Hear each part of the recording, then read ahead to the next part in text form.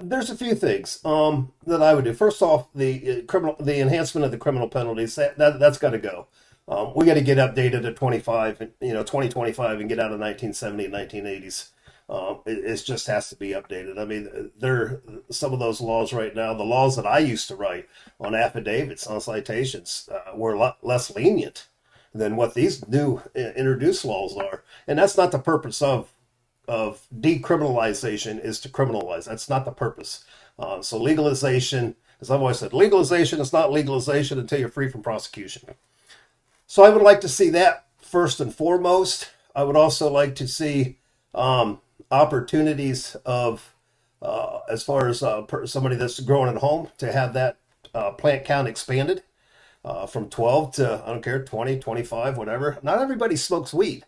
And that's the issue. A lot of people, they make topicals and consumables, and it takes a lot more flour than it just to sit around and smoke weed.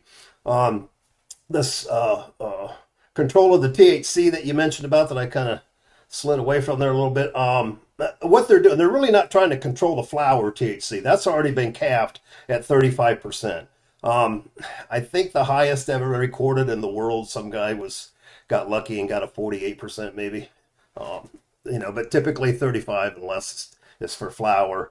The THC control, what they're talking about is in the medical program, we permit 70%, and that's in a vape, like a cartridge or a product itself.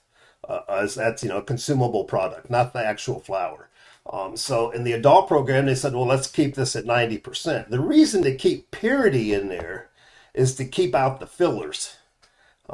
Such as, here's what my biggest question to the whole industry and all the people that I've worked around the world with and so forth is, in 15, 20, 25 years, are we going to see people start going into the ERs or being admitted into the hospitals with respiratory problems or, any other kind of problems because of the chemicals that people commercial cannabis. Most home grow is organic. I've been consuming, like I said, for 50 years. I get a checkup every 6 months. My wife's a heart and lung specialist. We're both fine. All of the people that I've grown up with, and nobody's ever been hospitalized over their cannabis use. But where our worry is that now, with it being commercialized, and the remediation process for trying to clean the mold and mildew off of it so you can put it back through a wash and sell it and so forth. That's what the concern, kind of like tobacco with all the chemicals they put into it, trying to preserve it. So that's a big concern with that. So that's why we would want it to stay at 90%.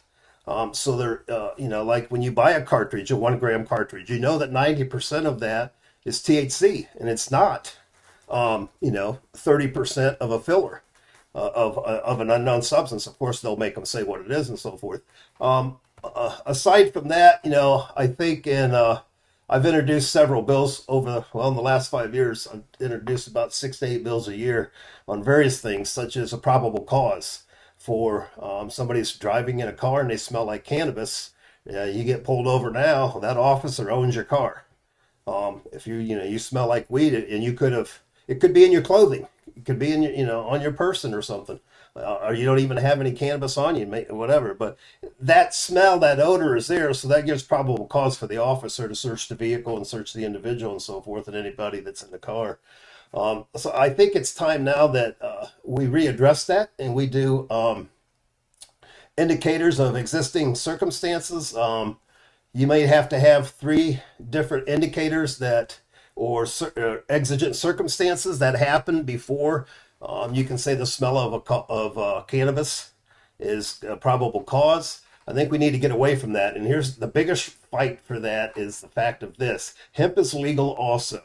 When a canine dog or when an officer gets trained, you don't get trained on one or the other. You get trained on both. It's the same identical smell. They're the same plants. So when an officer or a canine dog checks for smell, what did they smell? Hemp or cannabis?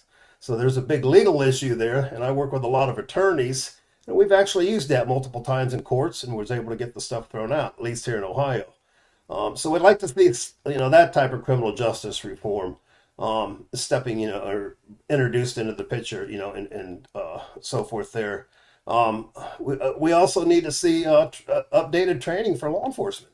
Let's get them into the game. If they're going to enforce it, let's get them into the game and update them on what's going on now, not what they trained on 10, 15, 20 years ago.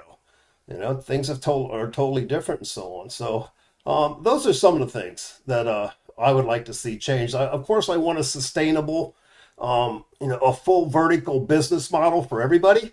Such as I mentioned earlier, the standalone processors, we'd like to see them have the opportunity to apply for and purchase a small cultivation, and also give them a dispensary. That way they're a vertical business and they can, they're sustainable, and then it's up to them. It's a good business model, but to go out and, survive and so forth. So yeah, that's a few things I'd like to see change.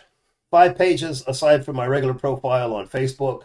You can find me on there, or you can just simply go to cannabissafetyfirst.com, and my emails and my phone numbers are on there. It's not a problem. My email's timj period cannabissafetyfirst at gmail.com. Phone number is 614-736-1861. I just recently picked up, I just opened up a page or whatever you call it on Instagram. So we're going to see what it's like, I guess, playing with the millennials and so forth. But those are some places that you can find me. They're very informational, each one. We share about the same type of stuff, but they just each draw different crowds. That's why I have the 5 different pages that I have on there, or groups that I have on there. So yeah, I'm easy to find on there, and on LinkedIn as well. Now that you know where we've been, find out where we're going. Tune in to Ladies Love Politics, where you can stay informed without going insane.